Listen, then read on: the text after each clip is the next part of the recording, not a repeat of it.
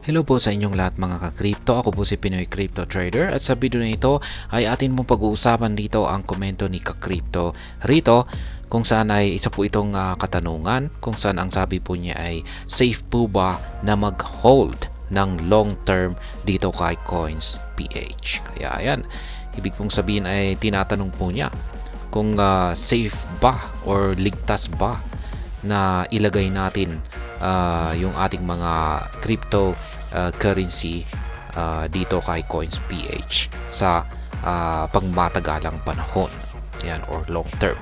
At yan po ang aking sasagutin sa video na ito.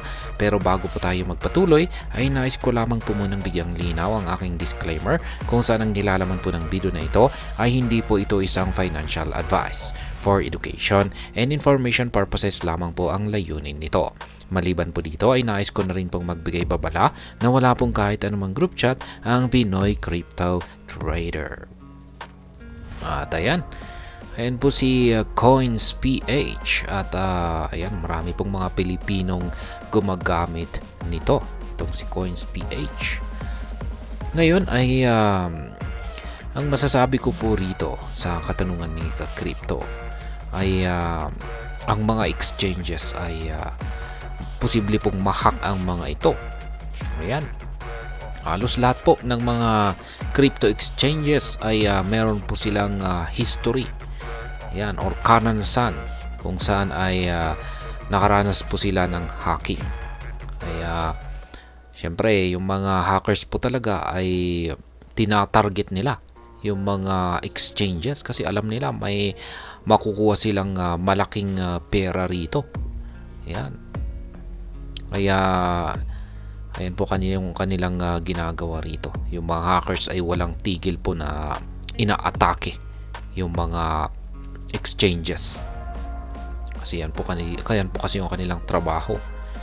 Kaya kung pag nangyari po na na-hack itong si Coins PH ay syempre malalagay po yung ating asset yan sa risk. Kung saan ay pwede pong yung mga hackers ay makagain ng access sa ating account at syempre magagawa po nilang nakawin yung laman nito. Kaya yan, kasi yung mga hackers ay hindi naman po nila kailangang targetin yung mismong security system ng Coins PH.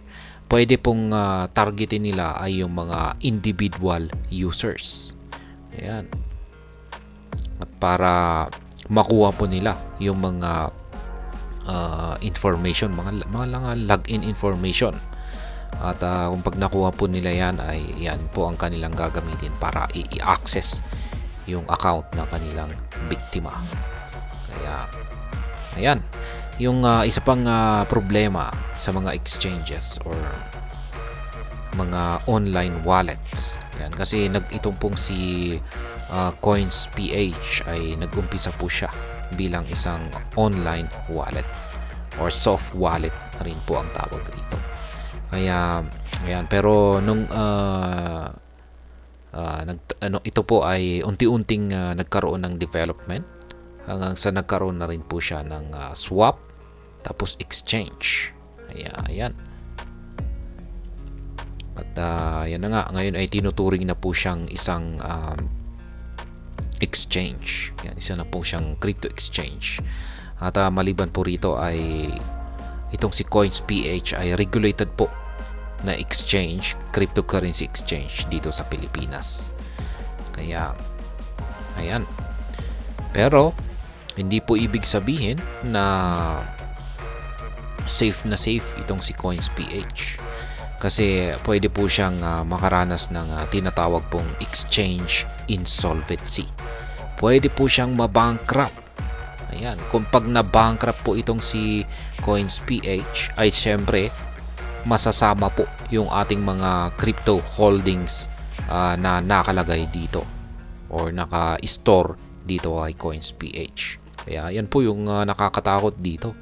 Kaya kapag linagay po natin lahat ng ating crypto holdings dito kay Coins PH tapos biglang ito ay na-bankrupt, Siguro naman ay baka alam nyo yung nangyari kay FTX. Yan, isa na rin po yung malaking crypto exchange. Yan, foreign crypto exchange po siya. At siya po yung pumapangalawang pinakamalaking crypto exchange sa buong mundo. Siyempre yung nangunguna ay si Binance at itong si FTX ay siya yung pumapangalawa. At ayan, nag-collapse yan, na-bankrupt po yan.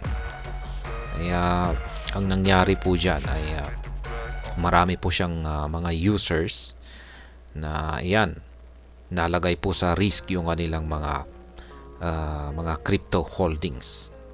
Kaya kapag ganyan na rin po yung kapag ganyan na rin po ang mangyayari kay Coins.ph ay ayan, yung ating Lino long term hold na nakalagay rito ay ayan, malalagay po sa alanganin. Kaya ayan, ngayon ang aking sariling opinion naman or masasabi ko na ayan, para kay ka-crypto na pinaka the best ayan, para mag long term hold ng ating crypto holdings ay sa mga cold storage. Gumamit tayo ng cold storage. Ayan, ito po ay mga hardware devices. Ayan, at marami pang iba. Ayan, hindi lang kung hindi po natin kapag hindi po tayo makapag-afford ng hardware device ay meron pang ibang paraan. Ayan. At meron na po akong na-content tungkol dyan. At ayan, sapagkat yung mga cold storage wallet na ito ay hindi po ito nakakonekta sa internet. Mga offline po ito, offline wallet. Kaya imposible po ito na magawang i-hack ng mga hackers. Ayan. At syempre nandyan po talaga yan kasi naka-offline po siya at parang walang daan. Yan, or parang walang way ang mga hackers para ayan, subukang i-hack yung ating wallet. Kaya yan po yung aking kung pag binabalak po natin na mag long term hold. Ayan, para po kay nasa na yung kanyang comment dito. Ayan, para kay ka-crypto na nagtatanong na ayan, kung safe ba mag-hold kay Coins.ph ay yung aking recommendation dito ay mas maganda kapag sa cold wallet mo na lamang ito i-hold. At maliban po rito ay dito kay Coins.ph ay ayan, meron po yung sinasabi po nating not your keys, not your crypto. Kaya pag hindi mo hawak yung keys ay hindi mo pagmamay-ari yung crypto. Kaya ayan, yan na rin po yung risk dito. Kaya dito kay Coins.ph ay hindi mo naman makukuha yung private keys. Sila po ang may hawak niyan. Kaya ayan, yan po ang aking pinaka-advice para kay ka-crypto rito, na kung pag binabalak mong mag long term hold ay ayan, mas safe po ang cold wallet na gamitin. Kaya ayan, hanggang dito na lamang po tayo sa video na ito. Sana po ay inyong nagustuhan ang aking paliwanag dito. Kung inyo po itong nagustuhan ay pakiclick lamang po ang like button ito. Para naman po sa mga bago lamang dito, kayo po ay aking inaanyayahan para mag-subscribe. Pakiclick na rin po ang bell icon ito dahil ito po ang siyang magsisilbing notification ito sa mga bago kong videos na akin pong ina-upload sa aking YouTube channel na ito. Marami pong salamat sa panonood. Ingat po tayo lagi at God bless po sa ating lahat.